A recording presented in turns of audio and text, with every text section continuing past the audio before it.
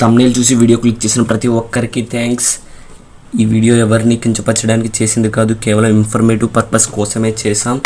ముందుగా మన main content ఏంటంటే హర్ష సాయి చేసే సహాయాలు నిజమా కాదా, తన బెట్టింగ్ యాప్స్ ప్రమోట్ చేస్తాడా, లేదంటే తన వీడియోస్లో ఏమైనా కొన్ని రాంగ్ ఎలివేషన్స్ ఇస్తాడా, ఇవన్నీ కంప్లీట్గా చూద్దాం. ముందుగా మన ఛానల్కి ఎవరైతే సబ్స్క్రైబ్ చేయలేదో సబ్స్క్రైబ్ చేయండి. నా సబ్స్క్రైబర్స్ కేవలం 65 ఉన్నారు. అండ్ వీడియోకి లైక్ చేయండి, మీ ఫ్రెండ్స్ అండ్ ఫ్యామిలీకి షేర్ చేయండి. సో ఇంకా లేట్ చేయకుండా వీడియోలోకి వెళ్ళిపోదాం.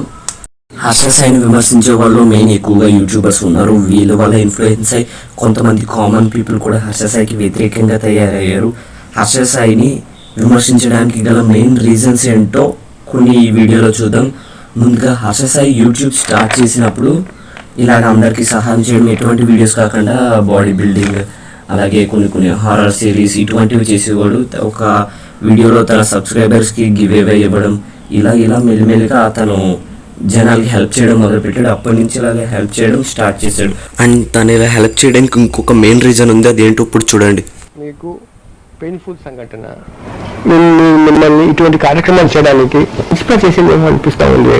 మా మదర్ చెప్తూ ఉండేవారు, లైఫ్కి ఒక పర్పస్ ఉండాలి. ఇక్కడ ట్విస్ట్ ఏంటంటే నాకు 8 ఏళ్ళ వయసు ఉన్నప్పుడు మా మదర్ చనిపోయారు.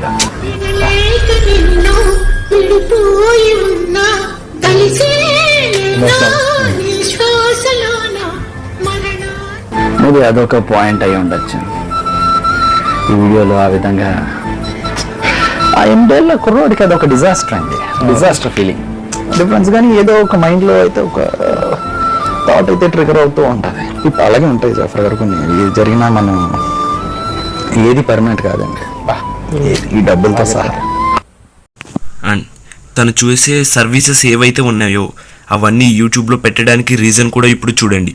ఈ ZPH స్కూల్ కలిసి వెళ్ళాం. అవును, అక్కడ ఒక కుర్రోడు ఏమన్నాడండి, భవిష్యత్తులో నువ్వు ఏమవుతావు అని చెప్పి అడిగిన ప్రశ్న కదా, నేను హర్ష సాయి అవుతాను అన్నాడు అని చెప్పారు. హర్ష సాయి అందరికీ సహాయం చేస్తాను హర్ష సాయి లాగా అన్నాడు. ఆ వీడియోలు ఉన్నాయి కాబట్టి కదా జాఫర్ గారు ఆ పిల్లోడికి ఆ థాట్ వచ్చింది. ఇంకా చేసే సహాయం ఏదని తెలియకూడదు. మామూలుగా అయితే ఎవరికైనా కూడా సేవ కదా. ఎవరన్నారు జాఫర్ గారు? పథకంతాలు చెప్తున్నాయి కదా హర్ష గారు. సరే మీరు అలా అంటున్నారు, మరి నాకేం తెలీదు. సరే మీరు దానంలో ఉండాలి ఇవన్నీ.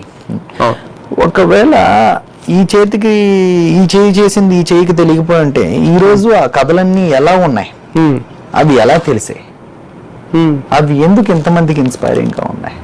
ముందుగా హర్ష సాయి చేసే సహాయాలు ఏవైతే ఉన్నాయో అవి ఫేక్ కాదు, అవి అయితే రియలే. కానీ తను కొన్ని రాంగ్ ఎలివేషన్స్, అంటే వీడియోలో కొన్ని అబద్ధాలు ఆడుతున్నాడు, అలాగే ప్రమోషన్స్ అంటున్నారు. దీని మీద ఈ వీడియో మొత్తం నడుస్తుంది, చూడండి, ఎక్కడ స్కిప్ చేయకుండా చూడండి. ఇప్పుడు తన వల్ల ఎంతమంది ఇన్స్పైర్ అయ్యారు, అలాగే తను ఏం మిస్టేక్స్ చేసాడో ప్రతిదీ చూద్దాం. ఫస్ట్ మిస్టేక్ ఏంటంటే ఆ బార్బర్ హౌస్, బార్బర్కి ఇల్లు అలాగే ఒక షాప్ కట్టించాడు. అదైతే మంచిదే, నేను రాంగ్ అనట్లేదు.